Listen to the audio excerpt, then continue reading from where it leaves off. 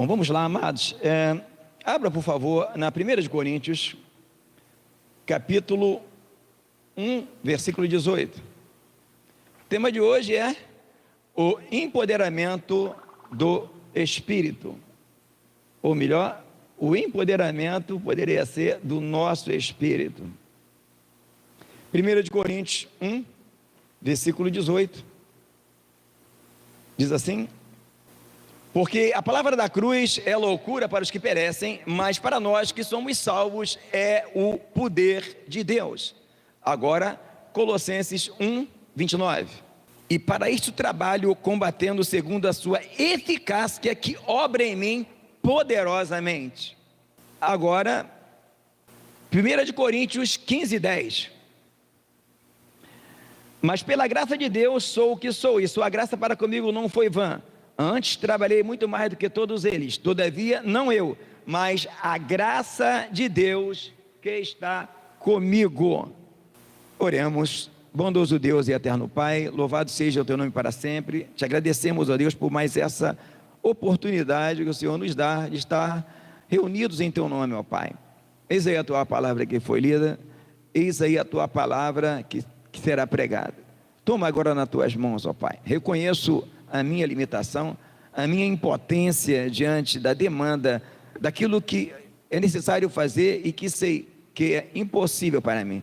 Então agora, Senhor, manifeste o teu favor, a tua misericórdia, venha falar, ó Deus, aos nossos corações, ó Pai, venha ministrar nossas vidas, Senhor, porque só quando tu falas é que coisas gloriosas acontecem, Senhor, só quando tu falas, ó Pai, é que o morto ressuscita, é que há restauração, é que há transformação, ó Pai. Ó Deus, eis aí o teu povo dessa noite que anseia por ouvir a tua voz, eis aí a nossa alma que anseia ser alimentado por ti, ó Pai. Ó Deus, fala nesta noite, ó Deus, que seja, ó Pai, manifesto a tua vontade, que eu desapareça, que tu apareça, Pai.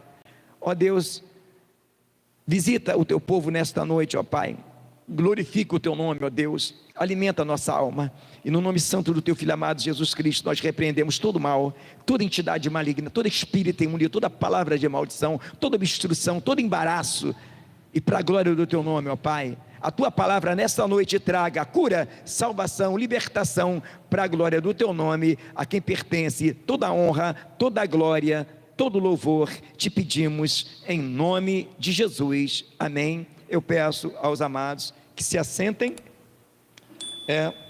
fazemos uma breve introdução. Nós vemos aqui o título, o empoderamento do Espírito. E nós temos 3 versículos, eu tinha mais um, mas acabei não colocando a referência, mas não é necessário, que todo mundo conhece. O primeiro diz que não me envergonha, a palavra da cruz é loucura para os que perecem, mas para nós que somos salvos é poder de Deus. Agora Colossenses 1:29 fala, Paulo dizendo que a sua eficácia que obra em mim poderosamente. Depois Paulo vai dizer agora em Coríntios 15:10 que ele trabalhou muito, todavia não ele, mas a graça de Deus está com ele. E poderíamos adicionar a esses versículos que nós elencamos aquele outro que diz que nós não recebemos espírito de temor, mas espírito de fortaleza e de moderação.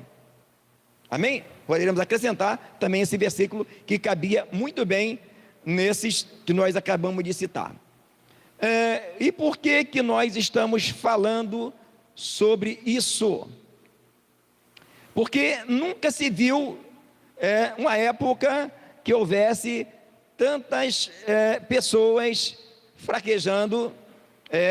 Esse último que eu falei é 2 de Timóteo 1:7, tá? Diz assim: porque Deus não nos deu espírito de temor, mas de fortaleza, de amor e de moderação. Então, amados, com esses 4 versículos é que a gente começa essa nossa breve introdução, antes de entrarmos propriamente dito na mensagem, naquilo que o Senhor tem colocado como encargo principal no nosso coração, que é falar sobre o empoderamento do nosso espírito, do Espírito. Um dos erros maiores que as pessoas fazem, muitas das vezes, é não entender que evangelho que eles aceitaram?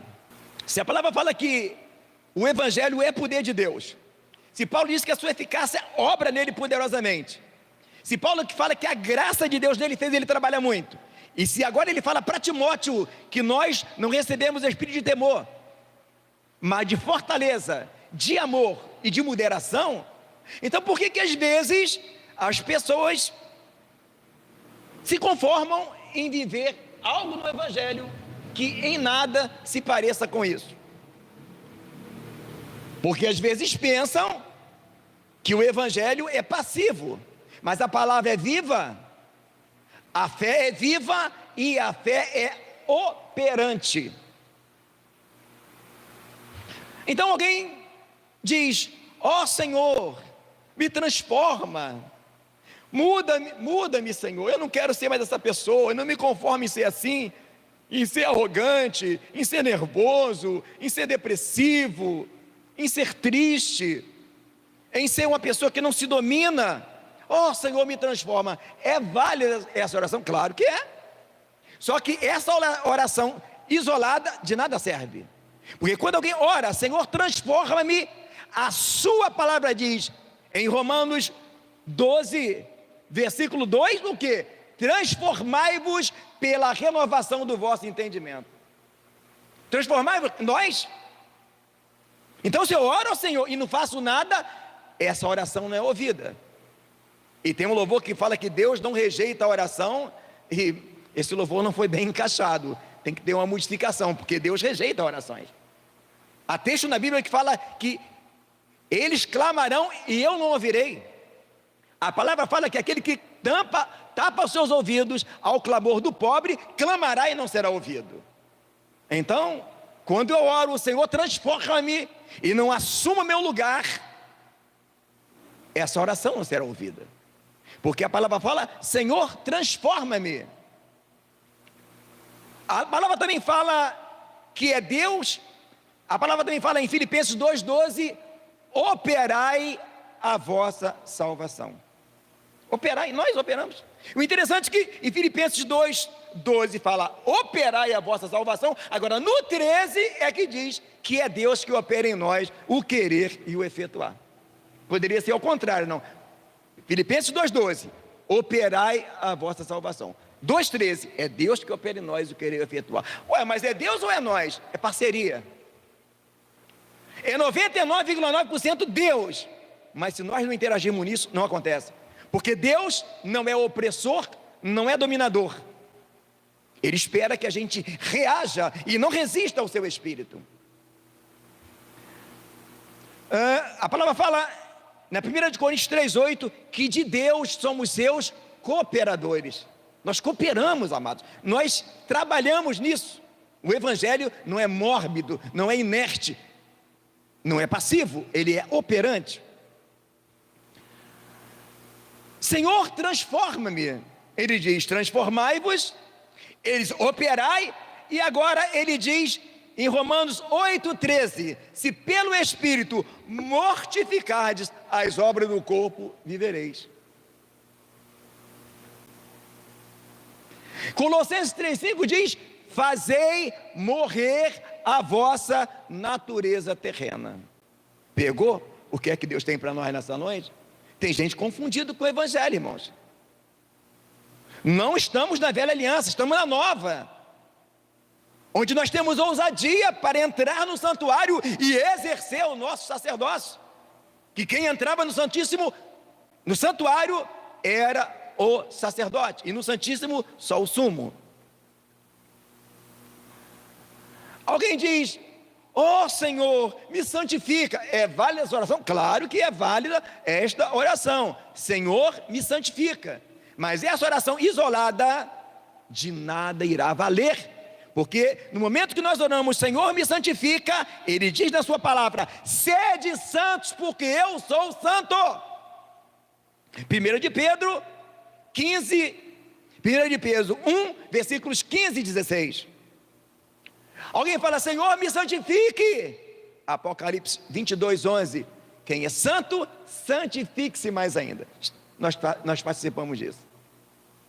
Isso Eu estou lendo no Novo Testamento, mas se você for lá no Velho, você vai ver um monte de outras vezes que Deus fala para Israel: santifique-se, santificai-vos hoje, e amanhã fará a maravilha do Senhor no meio de vós. Só que eu preferi pegar do Novo, para ninguém falar que eu estou pregando a velha aliança. Mas a velha aliança tem demais. Se na velha aliança, sob o poder da égide do sangue de animais, era necessário se santificar, o homem poderia interagir isso. Imagina agora na nova, sob a égide do sangue de Cristo e do Espírito Santo. Então, o problema todo é que tem muita gente que nem sabe, ele entra para o Evangelho e nem sabe o que ele é em Cristo. O resultado está aí, né? Vários resultados. Resultado 1, pessoas que vivem o tempo todo precisando de ouvir que Jesus ama elas. Pessoas que vão atrás de pregadores para dizer que Jesus ama elas, porque ainda não sentiram o amor de Deus na sua vida. Pessoas com complexo de inferioridade, porque acham que não são nada na igreja por um motivo qualquer. Talvez porque não tenha um dom expressivo e tudo mais. Então, a pergunta é: o que somos em Cristo? Bom, eu começo dizendo que tudo que Ele é, nós somos em menor proporção. Tudo que Ele é, nós somos em menor proporção. A palavra fala que Jesus é a pedra que os edificadores rejeitaram. Ele é a pedra angular. Certo? Certo. Agora, o apóstolo Pedro, na primeira carta, no capítulo 2, versículo 5, vai dizer que vós sois pedras vivas. Jesus é a pedra fundamental, é a pedra angular, e nós somos pedras vivas. Interessante, né? Muita gente não sabe. Jesus é o templo, é o tabernáculo. Ele fala: eu derrubo esse templo e ergo. Ele é o templo. E nós somos o quê? Ainda no capítulo 2, versículo 5, nós somos casa espiritual. Jesus é o sumo sacerdote, segundo a ordem de Melquisedeque. Nós somos sacerdócio santo. Isso só no versículo 5 do capítulo 2 da primeira de Pedro. Então vamos lá. Jesus é a pedra angular, nós somos pedras vivas. Ele é templo, nós somos templo, somos casa espiritual. Agora, a palavra fala que Ele é Rei dos reis e Senhor dos senhores. Apocalipse 1, versículo 5 e 6 diz que com seu sangue nos comprou para si e nos fez reis e sacerdotes. Vamos ler só para a gente. Apocalipse 1, versículos 5 e 6. Parte B do 6, aquele que nos amou e em seu sangue nos lavou dos nossos pecados. 6, e nos fez reis e sacerdotes para Deus e seu Pai, a Ele a glória, o poder para todo sempre, amém. Ele é sumo sacerdote, segundo a ordem de Melquisedeque, e nós somos reis e sacerdotes. E alguém vai dizer assim, mas alguém... Ele está dizendo aqui que nós vamos ser rei no céu. Aí eu acho que você está enganado, hein? Será isso mesmo? Nós não seremos reis no céu não, irmão. Nós não seremos reis somente no céu. Observe. Ele é Rei dos reis e Senhor dos senhores. Apocalipse diz que nos fez reis e sacerdotes. Agora, dê uma olhadinha nisso daqui. Abra em Romanos 5, versículo 17. Romanos, capítulo 5, versículo 17 diz: porque pela ofensa de um só, a morte reinou, e por esse muito mais, os que recebem a mudança da graça e do dom da justiça, reinarão quando? Em vida, por um só Jesus Cristo. Reinarão quando? Em vida, irmãos. Não sou eu que estou dizendo. Percebe? Tudo que Ele é, nós somos, irmãos. Ele é pedra, nós somos pedrinhas. Ele é templo, nós também somos. Ele é sumo sacerdote, nós somos sacerdotes. Ele é rei dos reis, senhor dos senhores, nós somos reis. Reinamos em vida. Agora, para fechar, ele disse: eu sou a luz do mundo. Quem me segue não andará em trevas. Mas olha o que ele diz em Mateus 5, versículo 14. Dê uma olhadinha, senão você não vai acreditar, você vai achar que eu estou inventando esse versículo. Dê uma olhadinha aí. Mateus 5, 14. Vós sois luz do mundo. Não se pode esconder uma cidade edificada sobre o monte. Nem se acende uma candeia e se coloca debaixo do alqueire, mas do velador, e dá luz a todos que estão na casa. Assim resplandeça a vossa luz diante dos homens, para que vejam as suas vossas boas obras e glorifiquem o vosso Pai que está nos céus. Bom, com essa introdução maravilhosa, dá para a gente começar a mensagem, não dá? Tem muita gente que não sabe disso, irmãos. E hoje, por isso que nós vemos que a igreja não tem sido luz. As boas obras da igreja não têm resplandecido como deveriam. Mas será que tem se pregado e explicado o que nós somos em Cristo? Porque para que nós possamos ser isso tudo, é fundamental que primeiramente nós entendamos que nós somos sacerdotes. Sem exercer o nosso sacerdócio, nada disso seria possível. E como nós vamos entender isso? Simples. Para que a gente possa entender a palavra de Deus, é importante entender que no livro de Coríntios, a 1 de Coríntios, capítulo 2, versículo 14, diz que as coisas espirituais se discernem espiritualmente, comparando coisas espirituais com coisas espirituais. Geralmente as pessoas pegam a palavra de Deus e comparam com coisas. Não. E qual as duas coisas espirituais que existem na Bíblia? A velha e a nova aliança. Então eu comparo a velha aliança com a nova. Para você entender melhor isso, vale a pena você assistir a primeira aula do curso Edificando a Nossa Fé, onde eu falo como entender a Bíblia de forma espiritual. Eu vou deixar o link aqui na descrição do vídeo, vale a pena você dar uma olhadinha, vai te ajudar a compreender melhor o que estamos tratando hoje. Mas vamos lá.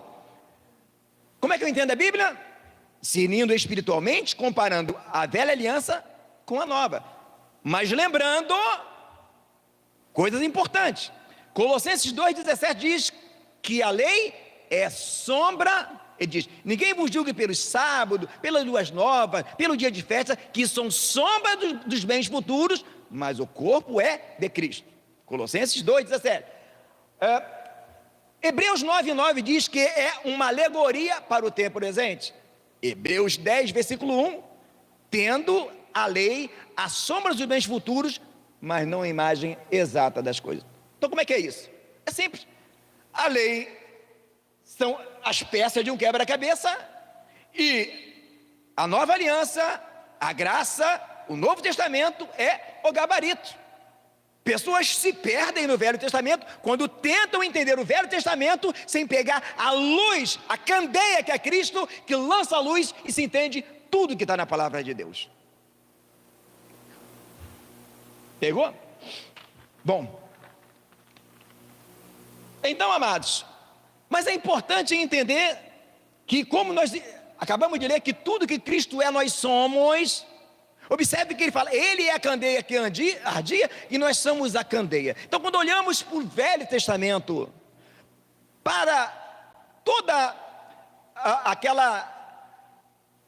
aquelas peças do Velho Testamento, por exemplo, o candelabro, a candeia, simboliza Jesus e ao mesmo tempo nós. Mas como que é isso? Porque ele está em nós, irmãos.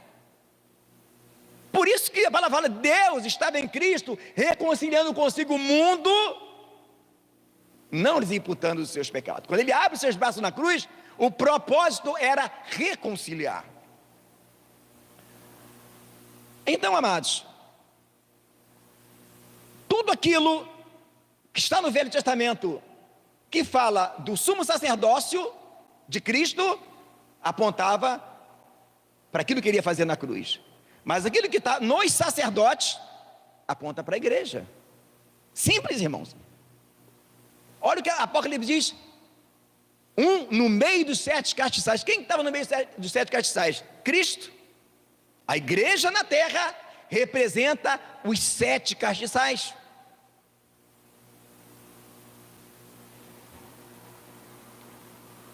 Então nós precisamos entender como acontece daqui para frente o empoderamento do nosso espírito. Empoderamento do nosso espírito para quê, igreja? Para quê? Para vencer a nossa carne? Para vencer o nosso ego?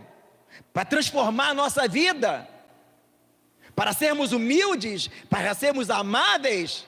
Para não sermos invejosos, soberbos? E, em segundo plano, para curar enfermos e expulsar demônios. Prestou atenção na sequência?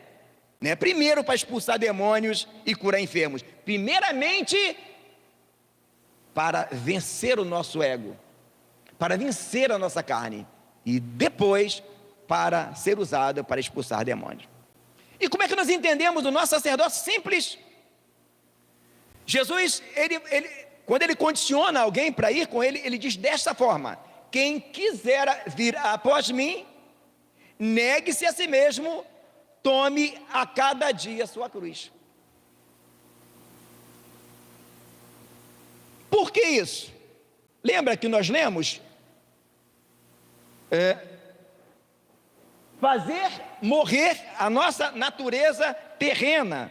Isso nós lemos ali em Colossenses 3:5. Romanos 8:13, se pelo Espírito mortificardes as obras. Como é que eu faço morrer a minha natureza terrena? Onde que eu participo nisso? Com Cristo, é claro. Esse é o ponto. Veja bem, Jesus disse, tome a cada dia sua cruz, Mateus 16:24.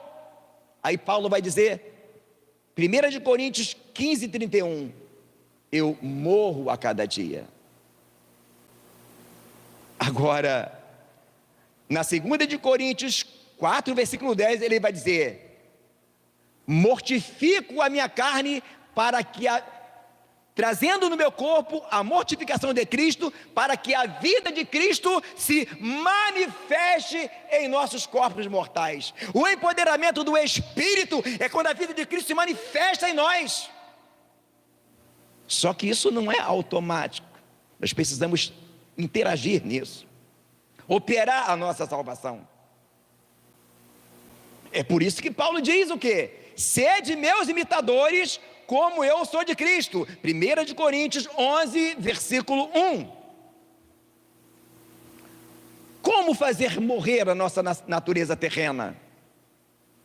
Aí ele vai dizer, 1 Coríntios 9, 27.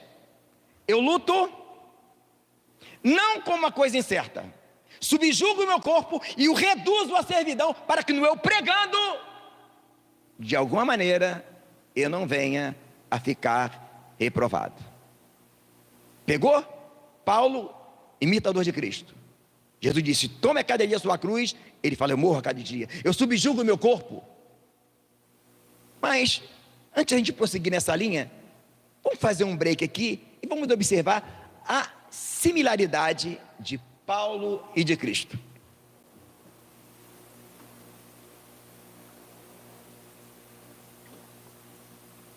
Para Paulo escrever a maior parte do Novo Testamento, para Paulo dizer, para ser imitador dele, começou de Cristo, algo bem diferente do que dizem por aí, né? Tem muito pastor dizendo, não olha para mim não, hein? Não olha mesmo não, se você vai cair. Porque a palavra diz o que Paulo fala para Timóteo: ser o exemplo dos fiéis. Temos que ser exemplo, sim. Ou então, pedimos para sair. Vamos observar agora a similaridade de Jesus e Paulo. Jesus fica 40 dias de jejum. Paulo, Atos 9, versículo 9. Quando encontra com Jesus no caminho de Damasco, ficou 3 dias e não comeu e não bebeu. A palavra fala que Jesus, já desde novo, ele vivia nos desertos. Isso está em Lucas 5,16. O que será que ele ia fazer lá no deserto, hein? Jesus ia fazer lá no deserto? Ele ia querer comer banana, laranja? O que ele ia fazer no deserto? Alguém desconfia? A palavra fala em Lucas 1:80 que ele se retirava para os desertos e ali orava. Agora, olha o que Paulo vai dizer na 2 de Coríntios 11, versículo 27. Em jejum, muitas vezes. E interessante que ele fala, em fome e sede e em jejum, muitas vezes. 2 de Coríntios 11, 27. Jesus era um homem que fazia vigílias. Ele orava de noite, de noite ele orava e de dia ele ordenava. Aí Paulo vai dizer na 2 de Coríntios 6, versículo 5, nas vigílias, muitas vezes, nos jejuns, muitas vezes. Pegou? Por que Paulo dizia que ele morre a cada dia? Que ele subjugava o corpo dele? É a cruz. Agora eu quero chamar a atenção de você uma coisa que talvez você ainda não parou para prestar atenção. E eu particularmente, quando eu bati o olho nisso, eu confesso que eu buguei. Eu falei, esse negócio aqui deve ter sido erro de tradução. Vamos lá então. Isso a gente vai abrir. 1 de Coríntios 1, 23. Mas nós pregamos a Cristo crucificado, que é escândalo para os judeus e loucura para os gregos. Pregamos Cristo o quê? Crucificado. Ele não podia pregar Cristo ressuscitado? Ele não dava testemunho da ressurreição de Cristo? Por que ele fala pregamos Cristo crucificado? Tem gente que correu logo e fez uma imagem de Cristo crucificado e botou dentro da igreja, né? Acharam que Paulo estava falando disso. Mas por que Paulo disse assim? Mas não para por aí não. Olha agora, ainda na 1 de Coríntios, o capítulo 2 e o versículo 2. Aliás, o versículo 1. 1 de Coríntios 2, versículo 1. E eu, irmão, quando fui ter convosco, anunciando-vos o testemunho de Deus, não fui com sublimidade de palavras ou de sabedoria, porque nada me propus saber entre vós, senão a Jesus Cristo, e esse o quê? O quê? Crucificado. De novo. Ele podia falar ressuscitado, à destra do Pai, mas ele fala crucificado. Agora, a gente vai para Gálatas. Gálatas, capítulo 3, versículo 1. Olha o que Paulo vai dizer. Bom, depois que Paulo quebra tudo, chama a atenção de Gálatas, que eles queriam voltar para a lei. Ele diz assim, olha: ó insensatos Gálatas, quem vos fascinou para não obedeceres à verdade, a vós, perante os olhos de quem Jesus Cristo já foi representado como o quê? Crucificado. É isso. Por que Paulo fala isso? Porque lá em Gálatas 2:20 ele vai dizer assim: já estou crucificado com Cristo, vivo não mais eu, mas Cristo vive em mim. Só que, para que Paulo dissesse que estava crucificado, não era uma coisa automática, existia um sacerdócio que ele exercia. Então, Jesus começa a exercer o seu sacerdócio desde quando ele começa a pregar, a orar e a jejuar. Ele não começa lá quando ele morre na cruz. E se ele, sendo Cristo, o Filho de Deus, 100% homem, 100% Deus, vivia uma vida de jejum e oração, como que nós vamos achar que iremos vencer se não fizermos a mesma coisa? Se Paulo, que fala para ser imitador dele, fazia isso? É isso. Não existe empoderamento do Espírito se não houver a crucificação da carne, porque a carne milita contra o Espírito e o Espírito milita contra a carne, e esses se opõem-se um ao outro para que não façais o que quereis. Mas se sois guiados pelo Espírito Santo, não estão debaixo dessa lei do pecado e da morte. Isso vamos observar que jejum e oração é uma ordenança. Jesus fala: quando orardes, está lembrado? E ele fala também: quando jejuardes, Se ele fala dessa maneira, obviamente que era para se fazer. O problema todo é que algumas pessoas não sabem quem são, não prestaram atenção no que Jesus lhes chamou para fazer, e também não sabem em que época ele está. Há pessoas que acham que nós estamos sem lei, porque não estamos mais na lei de Moisés. A pergunta é: estamos sem lei ou não? Obviamente, não estamos na lei de Moisés, é claro. É Velho Testamento, é Velha Aliança. Mas nós estamos com lei ou não? Então, abra, por favor. 1 Coríntios 9, versículo 21. Para os que estão sem lei, como se estivera sem lei, não estando sem lei para com Deus, mas debaixo da lei de Cristo. Bom, amados, se temos uma lei, é sinal que temos regras.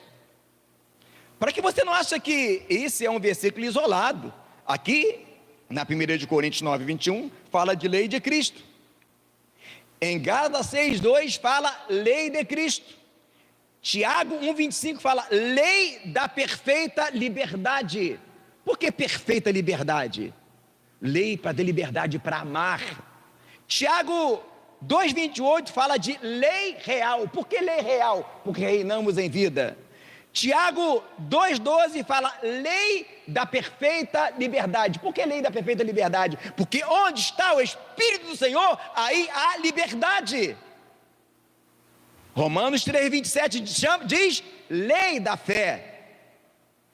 E Romanos 8,2 diz a lei do Espírito me livrou da lei do pecado e da morte. 1, 2, 3, 4, 5, 6, 7 referências dizendo que temos uma lei para seguir. Isso tem a ver com o que, amados? Simples. Tem a ver com aquilo que nós já falamos, com o nosso sacerdócio. Então, como nós enxergamos o sacerdócio na Bíblia? Simples. Nós olhamos para Jesus dizendo: tome a sua cruz a cada dia. Vamos a Pedro, e Pedro vai dizer: vós sois geração eleita, sacerdócio real, sacerdócio santo. Pedro 2, versículo 5 diz: para oferecer sacrifícios espirituais. Agora vamos em Paulo. Paulo vai dizer assim: rogo, pois, irmãos, apresentei os vossos corpos em sacrifício vivo. Agora, quando ele fala subjuga o meu corpo, reduz a servidão, do que você acha que ele está falando, irmão? Que ele fazia com o corpo dele? Será que era balé? Era jiu-jitsu? É aquilo que ele fala lá, irmão. Em jejum muitas vezes, em vigília muitas vezes. É por isso que Paulo estava lá preso, e as pessoas iam falar com Paulo, achando que Paulo estava desesperado, brocochô, e quando encontrava com Paulo, ele saiu incendiado, porque a glória de Deus estava sobre Paulo, mesmo estando em cadeias. É porque Paulo exercia o seu sacerdócio. E talvez alguém vai dizer assim: mas pastor, a Bíblia ela não fala que o nosso sacerdócio é oração, é jejum e é leitura da palavra de Deus.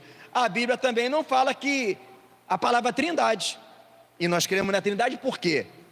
Porque entendemos a trindade. E talvez você pare para pensar: mas por que Deus não deixou as coisas de forma linear, explícita? Simples. Se ele deixasse a coisa de forma linear, se arrancava um pedaço, não entendia tudo. Deus é tão sábio que ele entrelaçou tudo. Então é texto, contexto e as interligações. É aquilo que está lá em Isaías 28, o profeta messiânico.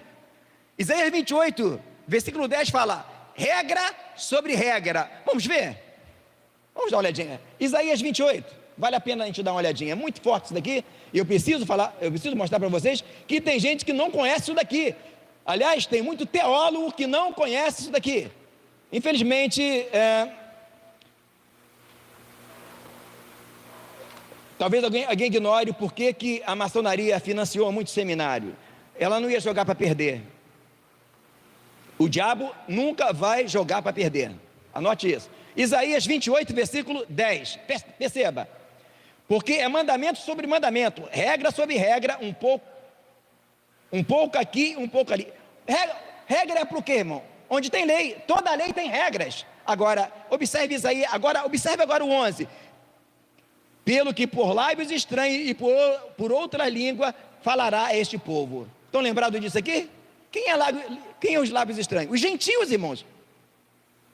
Aquilo que aconteceu lá no dia do Pentecostes. Agora, quer ver a conclusão? Observe o versículo 16, não vai dar tempo para ler tudo. Portanto, assim diz o Senhor Jeová: eis que eu assentarei em Sião uma pedra já provada e preciosa, de esquina, e que está bem firme e fundamentada. Aquele que crer não se apresse. Que pedra é essa, irmãos? Isaías 28 está falando de Cristo, irmãos, da igreja. Então, se você quiser entender a Bíblia, nunca se esqueça: texto, contexto, quem está falando, para quem está falando, em que época está falando, e mais o quê? As interligações, as conexões. É regra sobre regra, um pouco aqui, um pouco ali. Então, se você não consegue enxergar o sacerdócio diante daquilo que foi explícito, é uma incoerência que você consiga enxergar a trindade, que não tem a palavra trindade. Isso não é evangelho novo, não. Isso não é pólvora descoberta, não. Isso é evangelho antigo, que já não se prega mais. Por isso a igreja está fraca. Sabe por quê? Ela acha que não vai ter tempo para exercer o seu sacerdócio e que vai valer a pena. Então, como nós enxergamos o nosso... Por que Deus fez assim, irmãos? Por que ele, ao invés de deixar de forma linear, ele fez entrelaçado? Simples. Pega qualquer livro apócrifo e tenta enfiar ele no evangelho, não entra, não casa.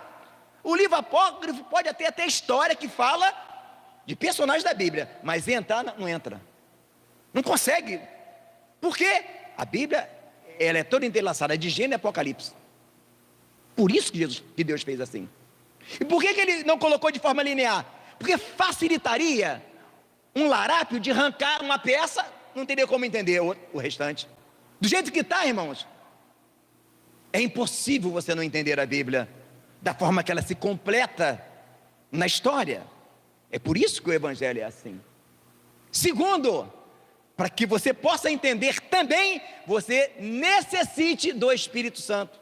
Senão ia ter um monte de espertão aí dizendo: ó, eu já sei tudo. Tem alguns até que falam, mas se alguém pensa saber alguma coisa, ainda não sabe como convém saber. Em parte conhecemos, em parte profetizamos. Mas por que algumas pessoas falam contra jejum, oração, vigília e leitura da palavra de Deus? Número 1, muitos não conhecem a graça. Eles não aceitam que o nosso sacerdócio é isso, porque eles não conhecem a graça. Eles acham que graça é só favor imerecido. O que Paulo disse? O que nós lemos no texto? Nos textos anteriores: eu trabalhei muito mais do que os outros, todavia, não eu, mas a graça de Deus está comigo. O que nós lemos também? A sua eficácia que obra em mim poderosamente. O que quer dizer isso, irmãos?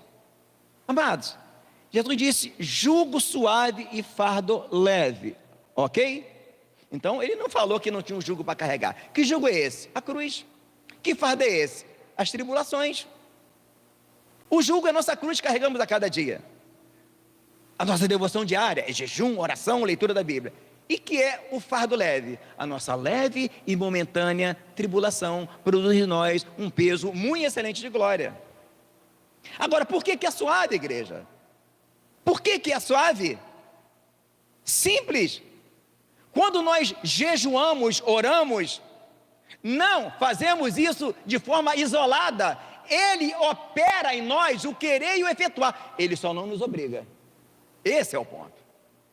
Então não existe penitência. Dê uma olhadinha nas pessoas que jejuavam no Velho Testamento. A maioria delas, uma grande maioria, foram quando pecaram. Nínive, Davi. Agora dê uma olhadinha no Novo Testamento, que o jejum não era porque pecaram. O jejum no Novo Testamento é uma ministração. Ou seja, no Velho Testamento, sob sangue de cordeiro, o jejum era apenas como é que se diz? Um remédio. Agora, na nova aliança, que está muito mais acima, a nova aliança está um passo à frente. Se pelo Espírito mortificado das obras do corpo vivereis. Crente que tem uma vida de oração e de jejum, a carne dele não se levanta. Então, observemos o seguinte: a diferença da nova aliança, jugo suave e fardo leve, que jejum na nova aliança é mais ou menos quem tem carro que é bicombustível. Ele tira do gás, coloca na gasolina, não é assim? E o carro anda. Jejum na nova aliança, irmão, é fechar essa boca aqui e abrir a boca do Espírito. Essa comida que entra aqui não alimenta o Espírito, mas a comida que entra do céu alimenta o nosso Espírito e ainda fortalece a nossa carne. Esse é o ponto. Essa é a diferença. Esse é o nosso sacerdócio. Não existe carne convertida. Não existe uma aula de boas maneiras, irmãos. Nós não vemos para a igreja para ensinar a fazer as coisas certas, porque lá nas outras religiões ensinam a fazer as coisas certas. O que existe no Evangelho, que não existe nas outras religiões, é o empoderamento do nosso espírito. Como que empodera o nosso espírito? Quando nós alimentamos o nosso espírito com oração, jejum, leitura da palavra de Deus, meditação e vigília, o nosso espírito fica forte e a nossa carne não se levanta, porque ela cobiça contra o nosso espírito. Agora, se não alimentamos o nosso espírito e ele anda por aí cambaleando, a nossa carne vai prevalecer. Se nós acharmos que podemos fazer as coisas boas só por aprender na palavra, haverá mérito em nós. Não, irmãos, não há mérito em nós. Não há coisa boa que nós vamos fazer se Ele não operar em nós através do jejum, da oração, da vigília, da leitura, que é o nosso sacerdócio. Não há. Ele disse dessa forma: sem mim nada podeis fazer. Então nós vemos uma igreja fraca, é porque gasta muito tempo em tantas outras coisas, mas não gasta tempo com o principal. E muitos até nem sabem o que é o nosso sacerdócio. Eu sei que talvez você deva estar meio assustado: pastor, mas eu nunca ouvi falar disso. Eu também nunca tinha escutado, até eu aprender com os meus professores, e foi um divisor de água na minha vida. Por que tem muita gente entrando no Evangelho e saindo? Não tem gente entrando no Evangelho e indo, não vou nem falar o nome por causa de questão de ética, mas você sabe para onde é que eles vão. Como é que pode, irmão? Alguém passa 5 anos na igreja e consegue ir para uma religião de idolatria? Porque não aprendeu o sacerdócio. Conheceu um Evangelho com aula de boas maneiras e não achou nada de importante. Outros vêm para o Evangelho, não conseguem vencer a sua carne e fala: o Evangelho não é para mim não, porque eu não consigo parar de pecar aquele pecadinho que eu gosto tanto. Não aprendeu o sacerdócio, irmão. Não existe carne convertida, irmão. Não existe. A nossa carne sempre vai querer pecar. Jesus venceu a morte, porque nele não havia pecado, mas Jesus vivia continuamente exercendo o seu sacerdócio, orando e jejuando.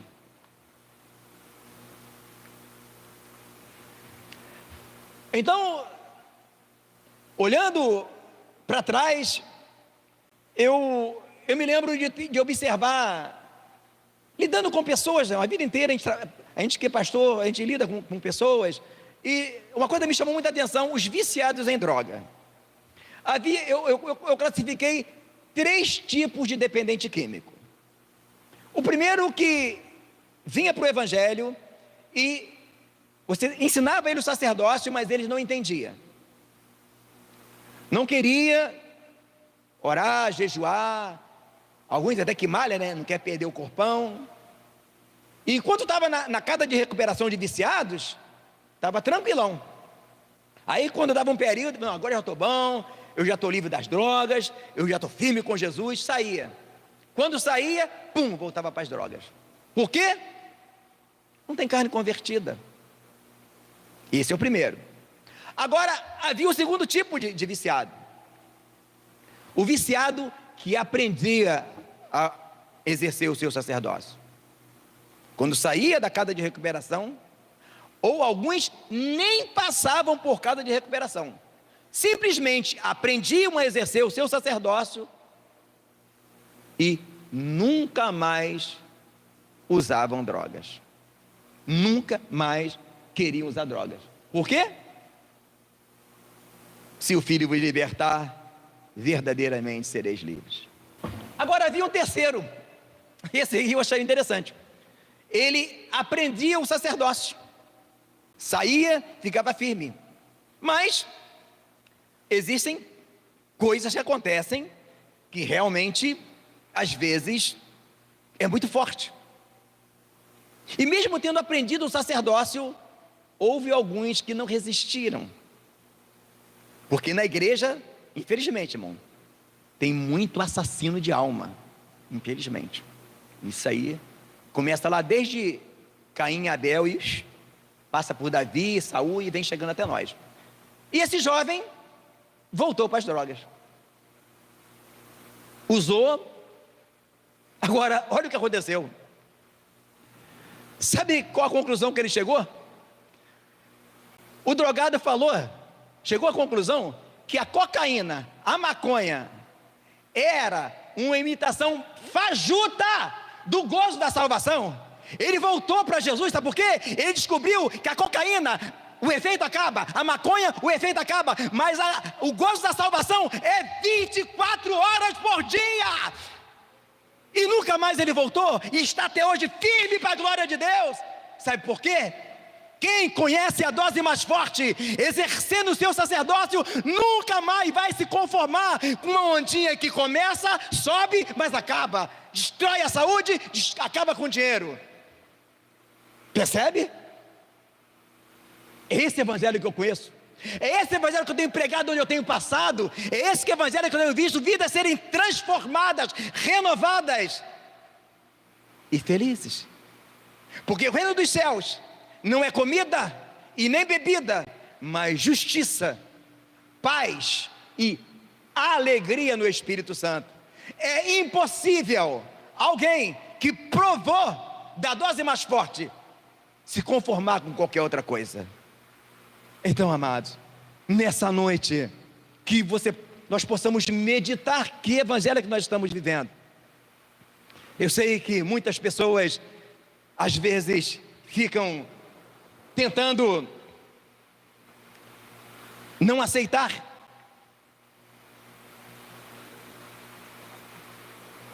Mas eu vou fazer um resumo rápido. Como é o empoderamento do nosso espírito, irmãos? Nós estávamos no mundo, mortos em nossas paixões e concupiscências. Quando vamos para Cristo, o nosso espírito revive, mas é um bebê. Tem que ser alimentado com a palavra.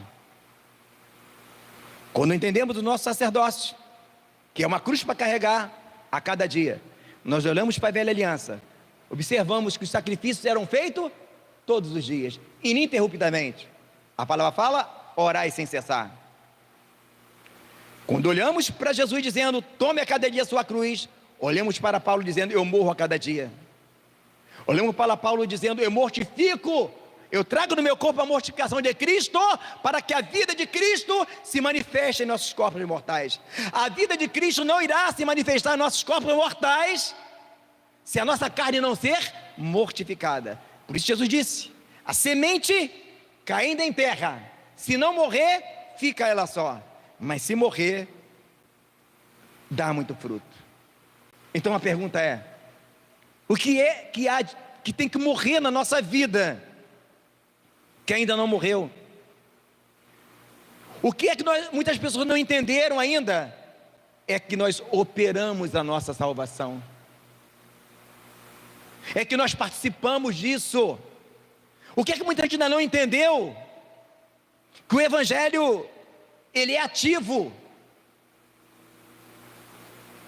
A igreja que irá suportar tudo aquilo que está vindo, é a igreja que entendeu onde nós estamos, quem somos em Cristo. É impossível que alguém que sabe que é casa espiritual, sacerdócio santo, é rei, é pedra, fique triste com as calúnias, com as injúrias. Amados, quando nós exercemos o nosso sacerdócio, assumimos a nossa posição em Cristo, as calúnias já não doem mais, as injúrias já não doem mais. Sabe por quê? Estamos mortos. Paulo diz em Colossenses: vós estáis mortos e a vossa vida é escondida com Cristo em Deus. Será que você está morto? Crente que está morto não fica preocupado se vai ser esse governo ou se vai ser aquele. Crente que está morto não está nem preocupado o que vai acontecer. Ele sabe em quem ele crê. Nessa noite eu te convido você a avaliar a sua vida com Cristo. Você tem entendido quem você é em Cristo? Ou você acha que o Evangelho é apenas um lugar para você aprender a fazer as coisas certas? Não. O Evangelho não é aula de boas maneiras. O Evangelho é poder de Deus. Poder para quê? Para quê? Para vencer a nossa carne. Sabe por quê? A palavra de Deus diz que os olhos do Senhor não estão fechados, os seus ouvidos não estão agravados, as vossas mãos não estão encolhidas, mas as nossas transgressões fazem divisão entre nós e o nosso Deus. A necessidade de exercer o nosso sacerdócio é para quê? Para que nós possamos viver uma vida santa. Se não entendermos a importância de carregar a nossa cruz a cada dia, iremos pecar, iremos afastar de Deus. Então, eu quero que você medite. Muitas pessoas não aceitam esse Evangelho, porque, na verdade, Paulo disse: se o nosso Evangelho está encoberto, ele está encoberto naqueles que se perdem. Não viramos anjo quando vão a Cristo. Precisamos entender que essa luta da carne contra o Espírito vai perdurar até o arrebatamento. E a única forma de nós vencermos a nossa carne, só há uma: exercendo o nosso sacerdócio. Isso não é doutrina nova, isso não é descobrir pólvora, isso é doutrina antiga que ficou esquecida. Por isso tantas baixas na igreja, por isso tantas pessoas entrando no reino sem nunca ter experimentado, na verdade, uma comunhão íntima com o Senhor. Esse tema, a restauração do sacerdócio, é porque o cenário da igreja de hoje é semelhante ao cenário de Neemias, quando deram a notícia para ele que a cidade estava destruída, o muro destruído e as suas portas queimadas a fogo. E é necessário a gente edificar a nossa fé através da palavra, reconstruir os muros para exercer o nosso sacerdócio, porque dias difíceis vêm aí. Não é bom de falar disso, é um pouco assustador, mas nunca foi tão necessário a igreja exercer o seu sacerdócio.